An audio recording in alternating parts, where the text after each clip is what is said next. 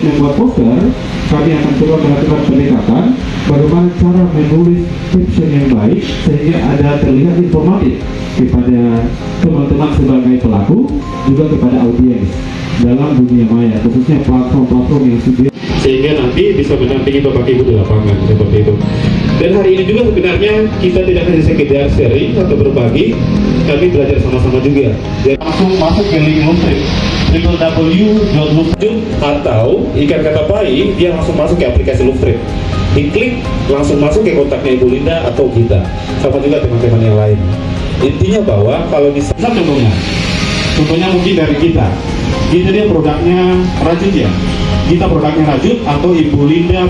Jadi produk-produk yang hari ini Bapak Ibu bawa itu kami akan lakukan pemrosesan, di mana di hari kedua itu ada pelatihan fotografi.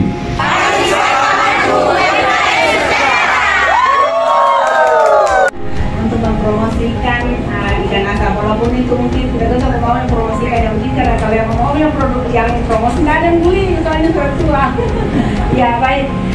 Jadi ikan asap kata pai Sula ini adalah produksi ikan asap yang mana diproduksi dalam oven stainless dengan media pengasapannya adalah arang tempurung, sehingga mempunyai aroma yang khas karena diproses secara tradisional juga. Nah, dikemas dalam plastik vakum yang membuat umur simpannya lebih lama lagi. Dan yang lebih unggul adalah produk ini sudah mempunyai sertifikat halal dan sertifikat Balai POM, dan jadi sudah bisa aman untuk dibawa kemana-mana. Jadi jangan pernah tidak mencoba kata pai Sula ketika datang di gaul-gaul. Harganya. Ya, harga dari kata pai Sula ini mungkin kaget mendengarnya karena harga kata pai Sula satu kotak ini adalah 150.000. Jadi ada harga, ada kualitas.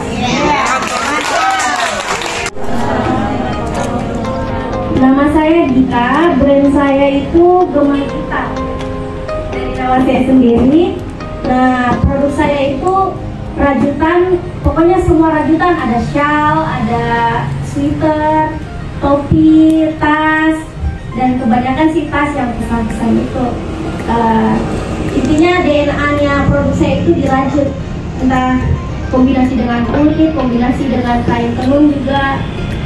Dan produk saya kekinian, jadi bisa disukai juga sama yang anak-anak muda maupun yang bukan maupun yang sudah mau.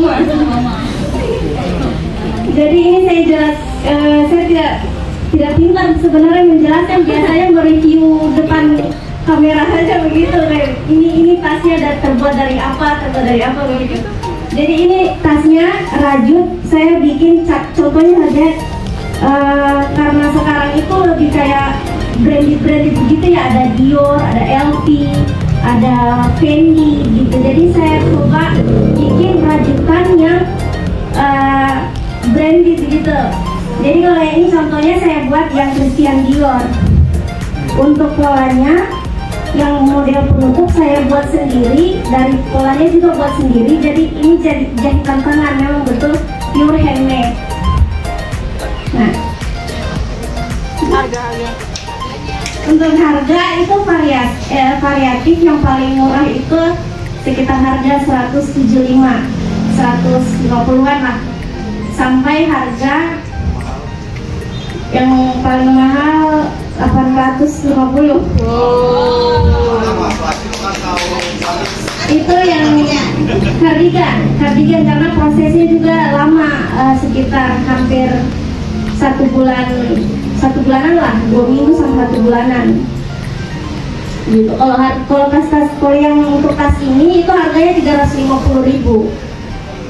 Kalau ukuran besar 6,5. Lebih ke penjual. Terima kasih. Jadi teman-teman sih anggap semua sebagai wisatawan semua ya. Saya akan memperhatikan seperti halnya biar saya menerima tamu atau approaching tamu. Baik, selamat siang Bapak Ibu sekalian. Selamat datang di Benteng Keraton Ibu Mulyo. yang dimana ini merupakan salah satu benteng, saya kadang mengatakan benteng terluas, tapi salah satu benteng terluas di dunia, karena kemarin tahun 2021 ternyata ditemukan lagi benteng terluas dunia yang berada di China. Kemudian makanya kita akan disebut sebagai benteng terluas. Kemudian mohon maaf sebelumnya saya boleh bertanya, dari mana kalau boleh saya tahu asalnya? Bapak Ibu sekalian. Uruguay. Dari Uruguay. Manado. Baik. Sudah pernah mengunjungi benteng Ratu, Pak? Atau baru pertama kali? Baru. Baru pertama kali, baik. Nah, jadi sudah keliling benteng? Oh belum, baik. Ya, jadi kami di sini Pak punya tradisi bahwasanya kalau baru pertama kali menginjakan di kota-kota kursi benteng Ratu, kalau belum kita pegang namanya batu beli atau batu jana, itu belum kita dikatakan sah sampai di tangan kita. Memang kaki kita sudah, tapi kita spiritual kita belum. Walaupun kita sudah kesana kemari, tapi kalau kita belum langsung ke batu beli, maka kita belum dikatakan sah sampai di tangan kita. Adanya itu di depan masjid. Jadi sebelum kita ke sana, sedikit saya menjelaskan bahwasanya benteng Keraton ini dia mempunyai luas, dia mempunyai panjang ke 2.740 meter atau hampir 3 kilo ya. Luasnya 22,8 hektare. Kemudian di benteng Keraton ini dia mempunyai 12 pintu gerbang. Kemudian di dalamnya ini ada 16 bastion. Kemudian di bastion inilah terdapat disimpan beberapa meriam yang ada dari berbagai negara, dari VOC, juga dari Belanda juga. Kemudian di dalam benteng Keraton ini dia terdapat beberapa situs budaya yang bisa dikunjungi. Yang utama itu adalah yang saya sebutkan tadi, yang seperti batu Wonjo. Kemudian ada batu Berpawa, kemudian ada juga makam Sultan Gubong, kemudian ada juga masjid yang salah satu masjid tertua di Sulawesi Tenggara. Dia itu usianya sekarang 311 tahun, dibangun pada masa Sultan ke-19 tahun 1912, jadi sekarang usianya 311 tahun. Kemudian ada tiang bendera yang disebut dengan Kasana Tombi.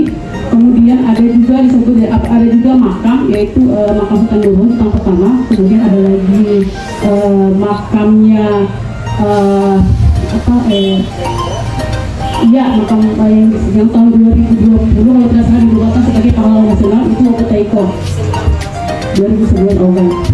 Baik, saya juga kemudian karena kita sudah masuk destinasi desa wisata di benteng Keraton ini, maka bahwasanya kita sudah dikira bahwasanya setiap situs budaya yang kita kunjungi itu kalau kita mengunjungi situs budaya di sini, maka itu dikenai biaya distribusi masuk, di mana per kepala itu 5.000 per kepala. Kalau kita pakai desa pemandu, kayak kalau mau desa pemandu, itu akan dijelaskan bagaimana awal dari kisah tentang batu Wonjo ini, kemudian digunakan untuk apa, itu bisa dikenai 50.000 per situs kalau pakai penulis pemandu. Tapi kalau hanya untuk masuk lihat saja, kemudian foto-foto itu cukup membayar 1.500 per kepala. Tapi kalau saran saya, sebaiknya kita pakai desa pemandu biar kita lebih dijelaskan lebih dekat tentang kegunaan batu ini sebagai apa. Yang ada di UMKM yang ada di wisata Batu Sori. Di sini saya mempunyai produk berasal dari rumput laut. Saya kira di Kota Bau baru saya yang membuat olahan rumput laut yang ada di sini. Kenapa saya bertahan dengan produk saya yang berasal dari rumput laut? Karena rumput laut ini sangat banyak manfaatnya. Untuk rumput laut sendiri, dia mengandung serat sangat tinggi. Bisa. Jadi sebelum kita mencoba produk ini, kalau mau ke wisata Batu Sori, bisa kita singgah di tempat desa tematik yang ada di Kelurahan Palabusa sana, tempat budidaya rumput lautnya. Saya kira itu presentasi dari saya. Boleh dicoba nanti kalau berkunjung di Palabusa atau di wisata Batu Sori. Ukuran yang kecil begini 15.000 cukup terjangkau dari kalangan yang rendah hingga kalangan yang tinggi. Cuma besok itu saya bawa, saya dan istri itu produk unggulan kami yang sekarang ini adalah bolu sarung gulung. Jadi kalau bolu sarung gulung ini motifnya sarung buton, itu kan kurang lebih ada 99 motif. Alhamdulillah kita sudah bisa sekitar 20-an yang kita lukis. Jadi untuk membuat bolu ini seperti melukis, jadi dilukis di kue ini. Jadi proses ini kurang lebih 1 hari. Jadi tidak bisa. Ya, tanggapan saya selaku pemateri di hari pertama terkait public speaking storytelling ini sangat dari segi pesertanya saya merasa mereka sangat antusias. Terlihat bahwa pelatihan ini sangat dibutuhkan oleh peserta, mengingat baik itu dari UMKM ataupun dari pelaku pariwisata sebagai misalnya dari limbo wisata atau desa wisata. Mereka mengatakan bahwa public speaking adalah suatu skill yang memang mereka merasa masih kurang. Ada beberapa poin dari peserta yang saya mungkin bold, yaitu mereka menyatakan bahwa jangan hanya adakan training, mungkin bisa lebih itu, yaitu pendampingan agar outputnya mungkin bisa lebih efisien. Terima kasih Lutfi telah mewadahi workshop kali. Harapannya ini? Harapannya saya dari selaku speaker, ya mungkin kurang lebih sama seperti peserta, yaitu mereka kemudian dibimbing. Jadi tidak hanya training, tapi mereka juga akan ada follow up-nya dari situ, sehingga ini akan menjadi komunitas ataupun tempat kumpul yang berfaedah dan mendapatkan output yang memang sangat dibutuhkan oleh peserta. Terima kasih.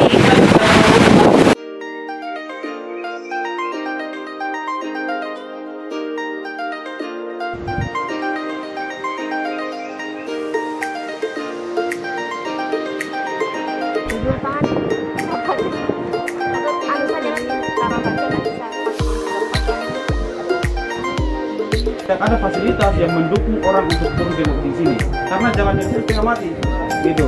Untuk disabilitas itu tidak cocok, tidak cocok, karena informasi yang seperti itu wajib kita berikan kepada keluarga.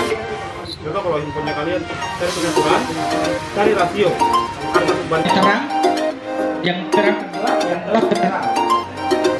Dan sudah bisa mengerti? Oke, kita lanjut.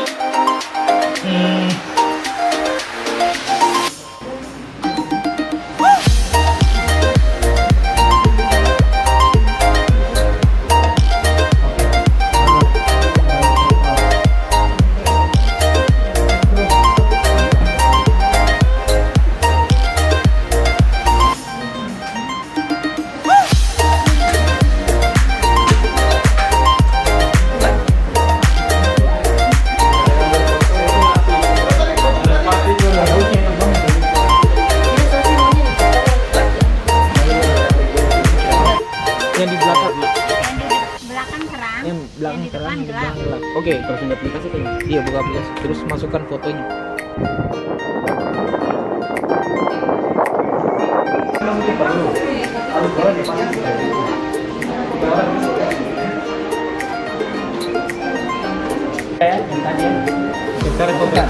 Oke. Tinggal kita carikan posisinya. Mantap. Sudah ya.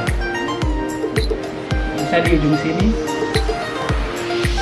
Oke, terima kasih kepada Luftrip yang sudah menyelenggarakan kegiatan ini.